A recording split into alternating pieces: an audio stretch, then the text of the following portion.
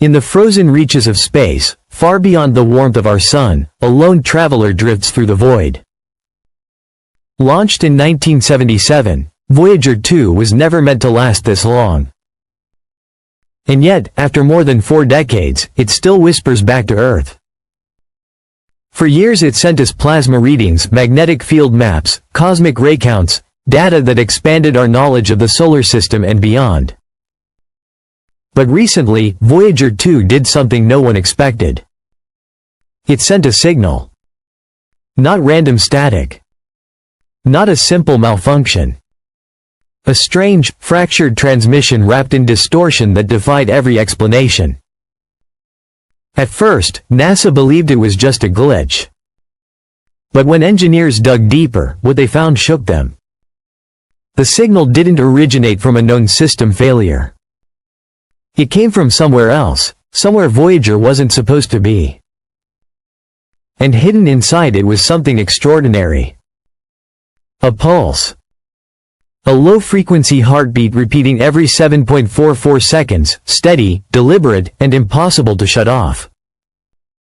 Even stranger, the spacecraft had rerouted its transmissions through a computer that hadn't been active since the 1970s. A dead system, suddenly alive. No command from Earth.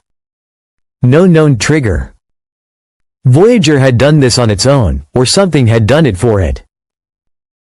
The corrupted data wasn't random either. When decoded using its original launch protocols, embedded within the noise appeared geometric structures. Hexagons nested within hexagons, fractals repeating endlessly, like patterns in nature. It was as if the probe had awakened an old memory. But the timestamps attached to those signals made no sense. They weren't aligned with Voyager's timeline. They were offset, as if stitched from another layer of time altogether. Some at NASA began to whisper the unthinkable. This wasn't an error. It was a message. Behind the scenes, scientists debated in hushed tones. Was Voyager interacting with a natural phenomenon so complex it looked like intent? Or had it stumbled into something engineered, an interstellar field that absorbed and restructured its signals before returning them wrapped in new meaning? Some began calling it the zone of echo, a silent veil beyond the edge of our solar system. The patterns matched more than Voyager.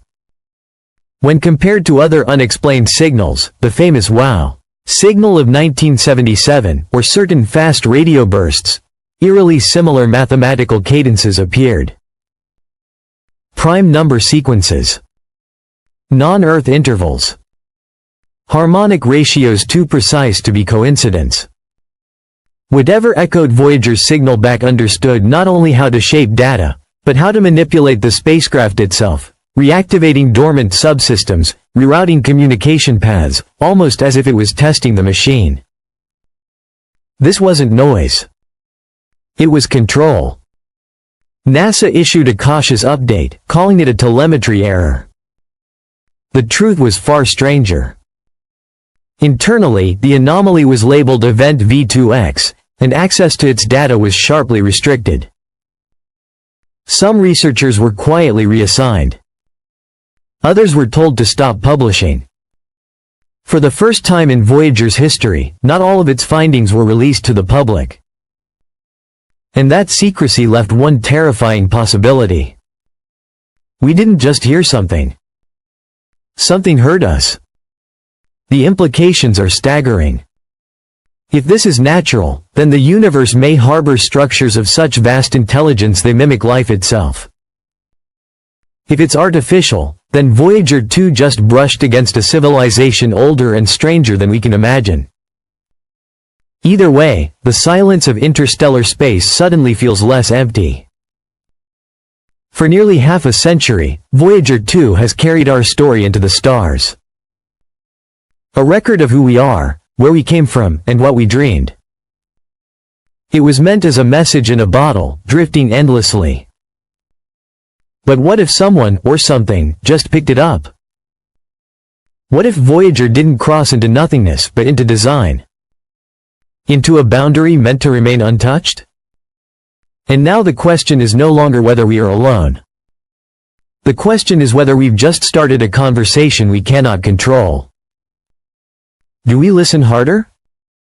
Do we knock again? Or do we fall silent, not out of fear, but out of respect for something far greater than us? Because the truth is simple. Voyager 2 may have proved we were never